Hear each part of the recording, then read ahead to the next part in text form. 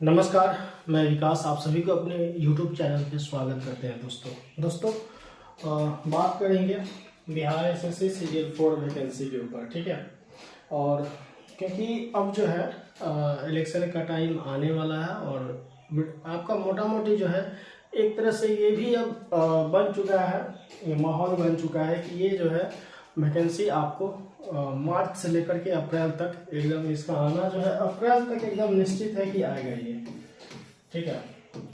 Exact date किसी को नहीं पता, लेकिन अप्रैल तक मोटा मोटी जो है ये कंसर्न है कि आपको आएगा, क्योंकि बहुत सारे जो लोग हैं जो सचिवालय में कार्यरत हैं ऑलरेडी या बिहार एसएससी ऑफिस में भी है, उन लोगों के भी द्वारा ये कहा जा रहा है कि ये वैकेंसी जो है आपको अप्रैल में आपको 99% संभावना है कि आपको देखने को मिलेगा, ठीक है।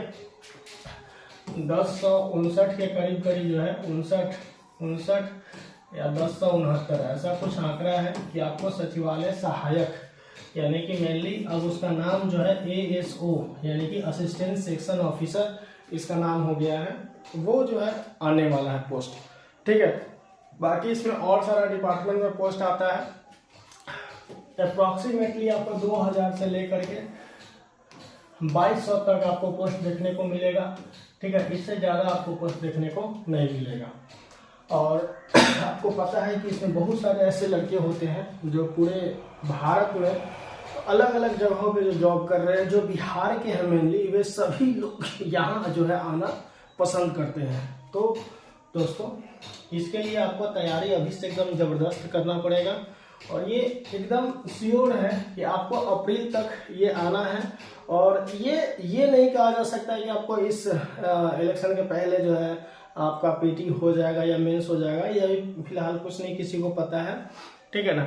लेकिन आपका वैकेंसी आने का जो सियोरिटी है वो आपको अप्रैल, एक मोटा मोटे रेंज मान करके चलिए कि उस रेंज में अप्रैल पूरा मार्च लास्ट और अप्रैल, ठीक है, इस रेंज में आपका आने का चांसेस है वैकेंसी सीजीएल 4 का।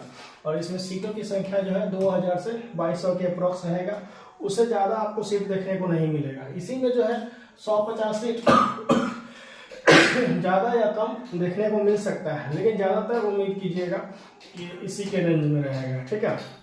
और बहुत सारे आप सुने होंगे कि लोग आपको सीटों का जो आंकड़ा है बहुत बढ़ा चढ़ा करके बता रहे हैं, लेकिन हमको ऐसा कहीं कोई अभी तक मतलब विश्वसनीय जो सूत्र होता है या यूँ कहें कि जिससे हम लोग बात करते हैं, वो अभी तक ये नहीं बताया कि इतना से ज़्यादा सीट आने वाला है। इतना के अप्रॉक्स आपका आएगा, इससे ज़्यादा अगर आता भी है तो 100, 150, 200 इसी के अप्रॉक्स रहेगा, यानी कि 2300, 2400 हो सकता है। उससे ज़्यादा उम्मीद मत कीजिएगा कि आपका वैकेंसी आएगा, ठीक है।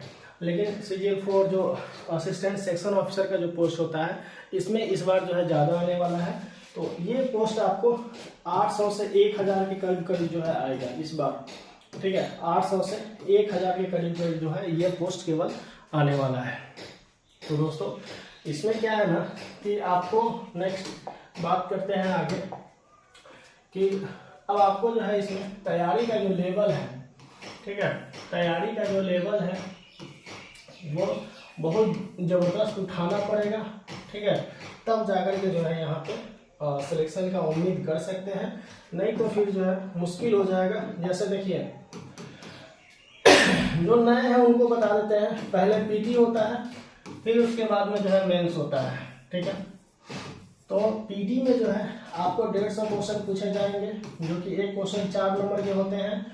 ये 600 नंबर का जो है पेपर होगा। ये केवल क्वालिफाई होता है, ठीक है। इसमें जो है आप अगर 150 में से 110 से लेकर के 115 के बीच मार्क्स लाते हैं तो आपका सिलेक्शन हो जाता है। मोटा मोटी पिछले का ये आंकड़ा है, ठीक है, यानी कि सीजीएल 3 का ये आंकड़ा है 3 का। लेकिन अब हो सकता है कि थोड़ा सा बढ़ जाए, कितना बढ़ेगा वो तो बाद में पता चलेगा, कितना फॉर्म भरा रहा है ये सब बाद की बात है। लेकिन पहले जो कितना कंपटीशन टफ होता है वो आपको बता रहे हैं। मेंस का जो एग्जाम होगा, मेंस का जो पेपर होगा 2 पेपर होता है, ठीक है। एक पेपर 1 होता है, पेपर 2 होता है, ठीक। तो पेपर 1 में आपको हिंदी पूछा जाता है हिंदी आपसे जो है 100 क्वेश्चन पूछा जाता है, एक क्वेश्चन 4 नंबर यानी कि 400 नंबर का ये होता है। ये पेपर 2 150 क्वेश्चन रहता है। ये आपका एक क्वेश्चन 4 नंबर यानी कि 600 का आपका ये पेपर 2 रहेगा। इसमें आपका क्या होगा देखिएगा, ये सिर्फ क्वालिफाई पेपर है, आपको इसमें सिर्फ क्वालिफाई करना है। क्वालिफाई कीजिएगा तभी आपको मेंस में बैठने का मौका मिलेगा, और नहीं तो आपको बैठने का भी मौका एग्जाम में नहीं मिलने वाला है। तो ये आपको क्वालिफाई करना जरूरी है, तभी इस एग्जाम में बैठिएगा। और इस एग्जाम में जब बैठिएगा, ठीक है, तो ये हिंदी सिर्फ आपको क्वालिफाई करना होता है। बहुत इजी हिंदी पूछता है, तो इजी सबको पढ़ने का जरूरत नहीं होता है। नहीं भी पढ़ के जाएगा 60-70 नंबर लेकर के आएगा, 60-70%, तो ये पढ़ने का जरूरत नहीं है। मेनली जो है आपको ये जो दूसरा पेपर है और पीटी का पेपर है ये पढ़ना होता है। तो 150 में से आपको क्या क्या कैसे कैसे पूछता है वो बताते हैं शॉर्टकट में। देखिए इसमें जो है मैथ प्लस साइंस, ये आपको 50 क्वेश्चन पूछेगा। जीके जीएस, ठीक है। उसके बाद करेंट अफेयर्स, उसके बाद में जो है बिहार स्पेशल, सब मिला करके जो है 50 क्वेश्चन पूछा जाएगा, जिसमें सबसे ज्यादा पोर्शन जीके जीएस का रहेगा। 5 से 7 या 7 से 10 तक मान सकते हैं कि करेंट अफेयर्स का रहेगा। बिहार स्पेशल का 3 या 4 या 5 ऐसा रहता है, ठीक है। कभी कभी नहीं भी रहता है, लेकिन मोटा मोटी जो है 3 से 5 का आंकड़ा मान करके चलिए। ये करेंट अफेयर्स आप 8 से 10 लेकर के चलिए, ठीक है। यानी कि 10 3 13 यानी कि 35 से लेकर के 36 क्वेश्चन आपको जीके जीएस से रहेगा। जीके जीएस में आपको जिसमें हिस्ट्री, पॉलिटी, ज्योग्राफी के बाद आपको पढ़ना है इकोनॉमिक्स, ठीक है, इकोनॉमिक्स और मतलब मोटा मोटी ये सब्जेक्ट आपको पढ़ना है। एक और आपको इसमें आ जाता है इन्वायरमेंट साइंस, ठीक है, ये भी पढ़ना है, ठीक।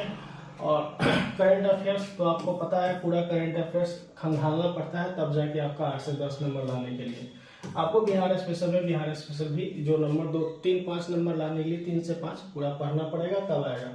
मैथ में आपका अरिथमेटिक पढ़ना है पूरी तरह से। साइंस में आपको फिजिक्स, केमिस्ट्री, बायोलॉजी, उसके बाद कंप्यूटर से 2 से 3 क्वेश्चन ही पूछा जाता है। बाकी जो है फिजिक्स, केमिस्ट्री, बायोलॉजी से क्वेश्चन रहता है। ये हो गया आपका। ये हम एक एक टॉपिक पे इस पे जो है ना डिटेल्स में डिस्कशन करेंगे। इस वीडियो में आपको मोटा मोटी बता देते हैं ये। अब चलिए देखिए तीसरा जो सेक्शन है इसका रीजनिंग का, ठीक है। रीजनिंग जो है आपको 50 क्वेश्चन यहाँ से पूछेगा, जो कि आपको टोटल क्वेश्चन 150 क्वेश्चन हो गया। यही इसी क्वेश्चन में पीटी भी क्वालिफाई करना है, और इसी सेक्शन और इसी टाइप का जो है मेंस में भी आपको सेकंड पेपर होगा, जो कि उसको भी एक मेरिट में आने के लिए यहाँ पे तो आपको कम से कम मेंस की बात कर रहे हैं, एटलीस्ट आपको 80% लाना होता है नंबर, तभी जाकर के आप मेरिट लिस्ट में आते हैं, नहीं तो फिर ख्वाब देखना बेकार है। ये रियलिटी है, ठीक है। चाहे जैसा भी पेपर आए, अगर टफ भी पेपर आता है तो ये कट ऑफ जो है इंक्रीजिंग ऑर्डर में बढ़ता है, वो डिक्रीज कभी नहीं होता है। आप देख लीजिएगा पिछले 3 बार का जो इतिहास है सीजन 1 2 3 का, वो आपको पता चल जाएगा, ठीक है। चलिए सबसे इसमें देखिए मोटा मोटी क्या है ना दोस्त की मैथ जो है सभी का जो है ठीक ठाक होता है अप्रॉक्सीमेटली, और रीजनिंग, ठीक है। तो मैथ और रीजनिंग जिनका ठीक नहीं होगा उनके लिए भी कोई दिक्कत नहीं है, अभी टाइम बहुत सारा है, इसको पूरा फुलफिल करना है। तो मैथ और रीजनिंग, ठीक है, पूरा सब इसमें टॉपिक पढ़ना है। रीजनिंग में कहीं कोई छोड़ना नहीं, मैथ में केवल एडवांस मैथ से 4 क्वेश्चन होगा, छोड़ सकते हैं, वैसे पूरा पढ़ के जाना है, क्योंकि पूछेगा तो 25 ही क्वेश्चन, लेकिन पूरा जो है इसमें ये कर देता है। रीजनिंग में पूरा टॉपिक पढ़ना है। चलिए अब आगे चलते हैं। मेनली जीके जीएस का जो टॉपिक है, जीके जीएस का जो टॉपिक है उस पर जो है ज़्यादा फोकस करना है। जीके जीएस जो 35 से 40 नंबर का जो पूछता है, ठीक है, इसके लिए आपको पूरा ग्रंथ समुद्र मंथन करना होता है।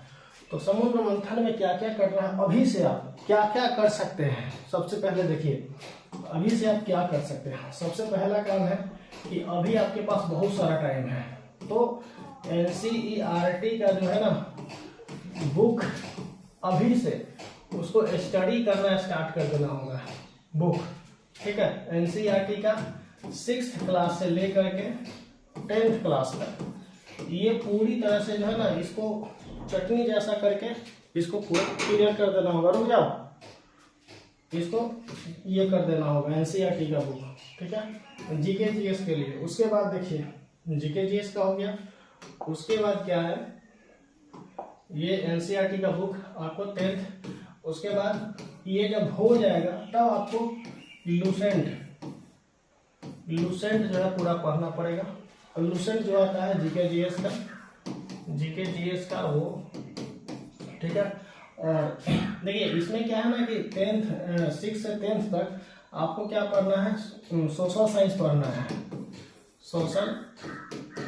सोशल साइंस पढ़ना है। प्लस में आपको इसका जो है इसी में जो है इकोनॉमिक्स आता है वो भी पढ़ना है, इकोनॉमिक्स, ठीक है। इकोनॉमिक्स के बाद जो आपका आता है टॉपिक साइंस जो है वो पढ़ना है, ठीक है। तो आपको छठा से लेकर के 10वां तक कहीं कोई दिक्कत होगा वो हम भी आपको जो है यहाँ से पढ़ा सकते हैं, ठीक है। ये एनसीईआरटी का बुक ये पढ़ लीजिएगा तो आपका ओवरऑल एक जो बेस है ना वो बढ़िया से तैयार हो जाता है, कहीं से कोई आपका क्वेश्चन छूटेगा नहीं।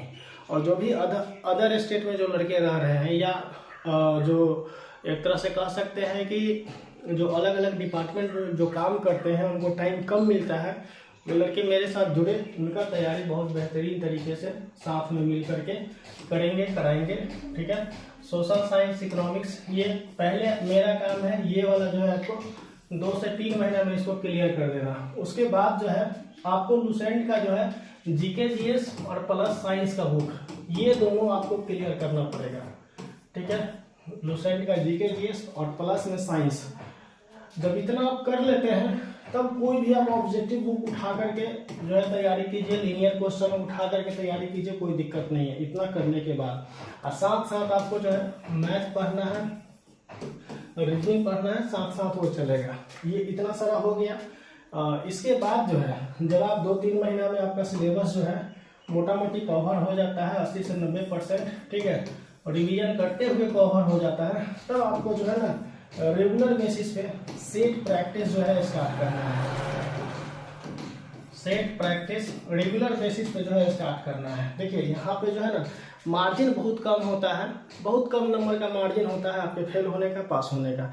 0.05, 0.225 ये सब नंबर जो होता है या तो आपको इन कराता है जॉब में या तो आउट कराता है। तो इसलिए भाई आपको अभी से ही पूरी तरह से लगना होगा।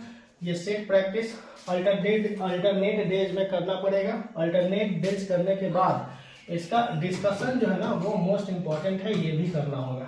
तो भाई हम आप लोग के लिए जो भी लोग बाहर रह रहे हैं या जो अलग अलग स्टेट में अलग अलग डिपार्टमेंट में काम कर रहे हैं, जॉब कर रहे हैं, तो उनके लिए हम सेट प्रैक्टिस लाएंगे, ठीक है। उनके लिए सेट प्रैक्टिस और ये टोटल जितना अभी आपको बताए हैं एक कोर्स के रूप में हम आपको जो है ना एक इसी प्लेटफॉर्म पे आपको पूरा पैकेज देंगे, ठीक है। ये आपको हो सकता है कि 6 मंथ से लेकर के ये टोटल मेंस के एग्जाम तक आपका चलेगा। समझ रहे हैं बात को? जब ये फॉर्म आएगा उस समय से लेकर के मेंस के एग्जाम तक 1.5 साल का होता है। 1.5 साल तक ये आपका सारा कुछ जो है चलेगा। तो 1.5 साल तक जब चलेगा तो इसके लिए अगर हमसे आप जुड़ना चाहते हैं, कोई भी कैंडिडेट जो अगर सारा ये कोर्स और ये सारा कुछ जो है करना चाहते हैं, लूसेंट और उसके बाद में उसके पहले वाला जो आपको बताए हैं एनसीईआरटी का बुक सारा कुछ अगर पढ़ना चाहते हैं, एक एक टॉपिक वाइज करना चाहते हैं और डीप एनालिसिस डीप पढ़ना चाहते हैं, उसका एकदम डीप में अच्छे से, मतलब एग्जाम पॉइंट ऑफ व्यू से जो हमको एग्जाम में जो है ये प्रिपेयर कर दे बढ़िया से, ताकि हम एग्जाम को क्रैक कर दें। उसके लिए जो है हम ये पूरा जो है ना फुल कोर्स जो है लेकर के आ रहे हैं, ठीक है। फुल कोर्स लेकर के आ रहे हैं। आप लोग इसको जो है ना जो भी लड़के हैं वो परचेज कर सकते हैं। परचेज करने के लिए आपको करना कुछ नहीं है भाई, ठीक है। और हम फी जो है बहुत कम रखेंगे। फी पहले जो है 1999 रखे हुए थे पिछला बार में। इस बार में जो है ना फी को हम ना इसको 50% रिबेट करेंगे, ऑफ करेंगे, यानी कि आप जो है ना इसको 999 रुपये में पेमेंट करके और इसको ज्वाइन कर सकते हैं, जितने सारे स्टूडेंट्स हैं, ठीक है, 999 रुपये में ज्वाइन कर सकते हैं। ठीक है, और ज्वाइन करने के लिए क्या करना होगा, इसी नंबर पे आपको यूपीआई के थ्रू पेमेंट करना पड़ेगा, इसी नंबर पे। ठीक है, 7250051616 पे आपको 999 जो है पे करके यूपीआई के थ्रू और व्हाट्सएप पे, इसी नंबर पे व्हाट्सएप पे शेयर कर दीजिएगा। हम आपको बैच में एंटर कर देंगे, क्योंकि कई एक जो लड़का है और लड़कियां हैं वो मतलब बैच ज्वाइन कर चुकी हैं। अब इसको कंटिन्यू करना है। ठीक है, तो आप लोग का सहयोग रहेगा तो और बेहतर तरीके से ये चलेगा। तो दोस्तों यही चीज़ है, जिनको भी ज्वाइन करना हो और जिनको और भी आप शेयर कर दीजिएगा, जिनको और भी ज्वाइन कराना हो, दूसरे किसी को कोई भी हो जिनके घर में पढ़ाई लिखाई करता हो, वे सभी लोग जो है इस बैच को ज्वाइन कर सकते हैं। बहुत ही मिनिमम फी है, 999 में आपका 1 साल से ऊपर चलना है। ठीक है, तो ठीक है दोस्त, धन्यवाद। फिर मिलते हैं नेक्स्ट वीडियो में। और भी कोई प्रॉब्लम होगा नीचे कमेंट सेक्शन में कमेंट जरूर कीजिएगा। Thank you.